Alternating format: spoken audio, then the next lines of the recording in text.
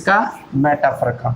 बहुत ही अच्छा एग्जाम्पल है ये, जीवन के वास्तविक मूल्य को, जीवन की वास्तविक वैल्यू को दर्शाता है, जीवन की वास्तविकता बताता है कि लाइफ, यहाँ पे दो ऑब्जेक्ट हैं, life is like a dream, जीवन क्या है, एक सपने की भांति है।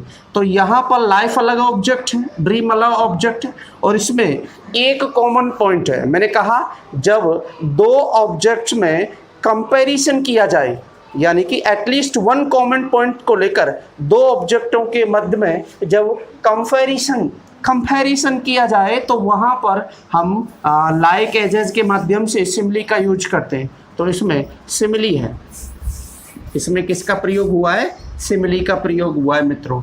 तो यहाँ पर लाइफ और ड्रीम का है टेम्परेरी है, यानी कि परमानेंट नहीं है। तो यहाँ जीवन की इनकी जो उम्र है उससे लिया गया है एक तरह से। जैसे सपना एक तरह से झूठा होता है, ऐसे ही जीवन भी एक मिथ्या है, यानी कि झूठी है, जिसे हम मोह मान सकते हैं, मोह मान सकते हैं। वैसे अगर हमारे स्पिरिचुअल एपिक्स की बात करें, चाहे वो रामायण हो या महाभारत हो, इस लाइफ के बारे में बहुत कुछ बताया है और आज की पीढ़ी को ये समझना आवश्यक है। युवा भारत है और यहाँ पर आपके बच्चों को, आप सबको ये जानना है कि जीवन का वास्तविक उद्देश्य क्या है।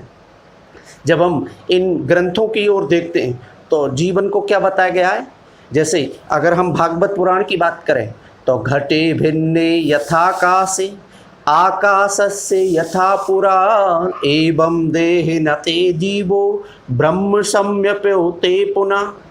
दोबारा से सुनो, घटे भिन्ने यथाकाश आकाशस्य यथा पुरा एवं देह नते जीवो ब्रह्म सम्यप्योते पुनः।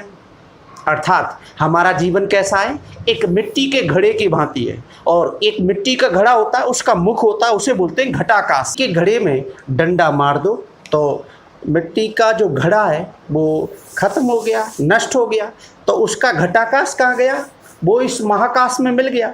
ऐसे ही हमारा जीवन भी एक घड़े की भांति है, और इस घड़े रूपी शरीर में घटाकाश रूपी आत्मा रहती है। जब शरीर नष्ट हो जाता है तो आत्मा कहाँ मिल जाती है, उस महाकाश रूपी परमात्मा में मिल जाती है।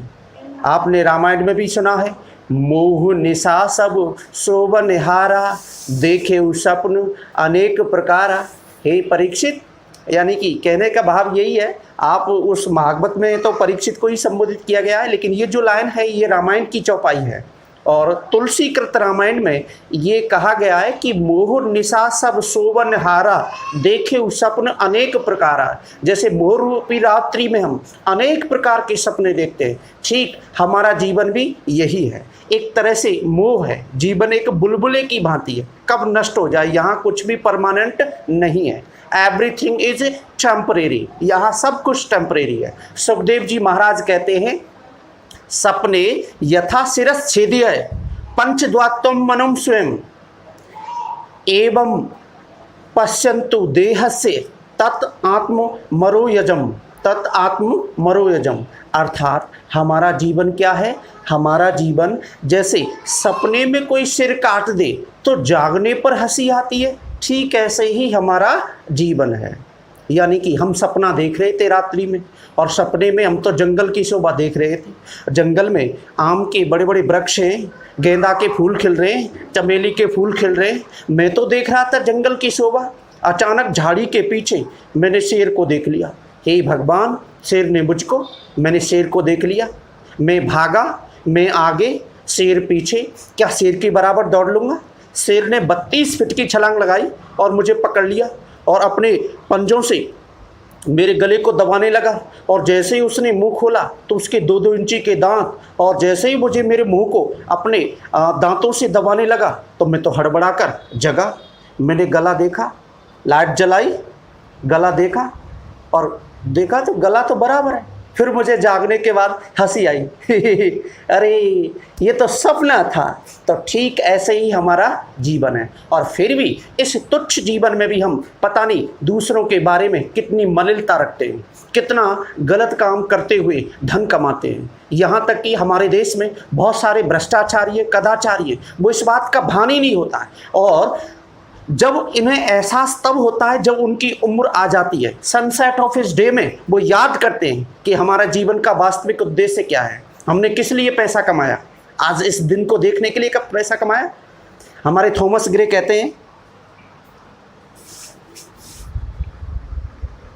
भ्रष्टाचारियों को तो, उन लोगों को तो तब एहसास होता है जब उनकी अर्थी को कंधा देने वाला व्यक्ति भी नहीं है। यहाँ तक उनकी वृद्धावस्था में उनको असली एहसास हो जाता है कि हमने इन्हीं के लिए पैसा कमाया था कि, और जितने भी भारी ये शानो शौकत है, लाखों करोड़ों हैं, यानी कि वो भी उसी, यानी कि थॉमस ग्रे की अगर लाइन हमें यहाँ पर इस प्रसंग में बहुत अच्छे से आती है याद, वो थॉमस ग्रे कहता है elegy written in a country churchyard में कि the boast of heraldry, pomp of power, all that beauty and all that wealth awaits alike inevitable hours, the path of glory lead but to the grave.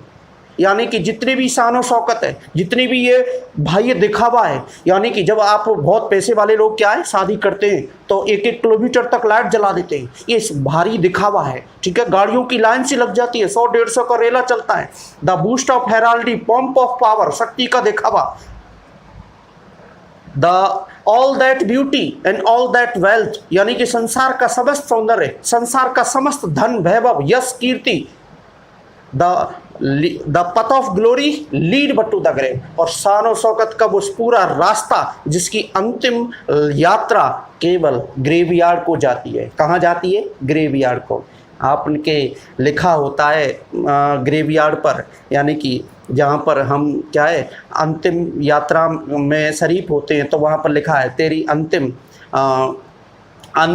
लक्ष्य तो यही था, बाकी तो तू पूरे जीवन भटकता रहा। तो जीवन का शास्त्रिक अर्थ यही है कि हम सदाचार करते हुए, सारी मर्यादा में रहते हुए सभी का पालन करें। ईश्वर देखता है और कहते हैं कि ईश्वर की चक्की चलती है, धीरे धीरे चलती है लेकिन निश्चित रूप से चलती है। इंग्लिश में भी उसकी ये लाइन है। तो मित्रों, ये तो रहा सिमिली और मेटाफर के बारे में। अब कुछ और एग्जाम्पल की बारे में चर्चा कर लें। हाँ, मैं जो बता रहा था, मोह निशा सब शोभनहारा, देखे सपन अनेक प्रकारा, ये रामचरितमानस की है, तुलसीकृत रामचरितमानस की एक लाइन है। इसको थोड़ा सा उसे सही कर लेना, रामायण नहीं है, तुलसीदास जी ने रामायण नहीं लिखी, तुलसीदास ने रामचरितमानस लिखा है, तुलसीदास जी ने रामचरितमानस लिखा है। तो थोड़ा सा इसे ध्यान करना, अपने बच्चों को अच्छे संस्कार दें, हमेशा सद्मार्ग पे जाए। इतनी शक्ति हमें देना दाता, मन का विश्वास कमज़ोर होना। खैर, हम अपने मूल जो ऑब्जेक्ट है उससे थोड़ा सा भटक जाएंगे, इसलिए हम आगे कुछ और एग्जाम, जैसे ये एग्जाम्पल की अगर हम बात करें तो कह रहा है कि लिव लाइक ए हर्बिट, साधु की तरह रहो, ठीक है ना, but work like a horse, लेकिन घोड़े की तरह काम करो। अर्थात सादा जीवन उच्च विचार की तरह है, उसी की जैसी थीम वाला ये एग्जाम्पल है। तो साधु की तरह रहो और घोड़े की तरह काम करो। अगला सेंटेंस देखें तो ये नेक्स्ट जो सेंटेंस है ये बता रहा है her words are sweet like honey, यानी कि एक तो यहाँ पर ऑब्जेक्ट है हर वर्ड्स और दूसरा है यहाँ पर हर वर्ड्स हनी, दूसरा है हनी।